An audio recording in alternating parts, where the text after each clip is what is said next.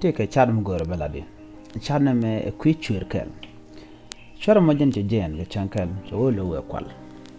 Misha watch a jen, chaben, the root canam.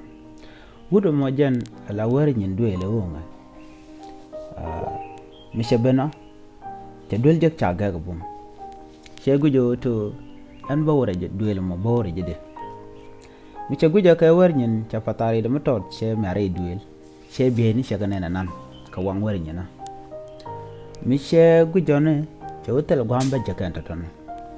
ngwazmo cho chujien we rodo gor jat cho rodo gor jat mitu de ka gor ke michu de rodo gong ngwo miche wo che jat che no che jat che wi chot ka warnyin wede bena miche wo Miche ngari chodo ne che jat chodo chiram dan trade la gwanching ya jat chenen me jat ne no che berar charo je che ma chu do mo chor point che we lo jat ngoro we ko nang je ne re mi lo we ngade lel we bi we jawet amen che garamo che de che nang ma men che tet chu che ka chu kam lo tolja chu mien pin long lo ka we chu Guadin chana banyo Chia ten Guadin kopel kama damar ma kopel kama Tamar ma pel kama Che joka chabe jadi wo tojin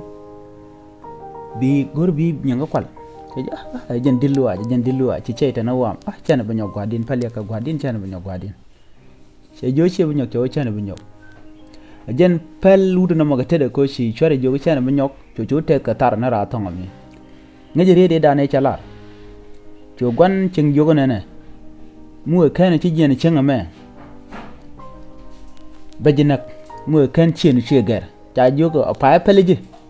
cho chi binyo ka pele ko men che jo mu pele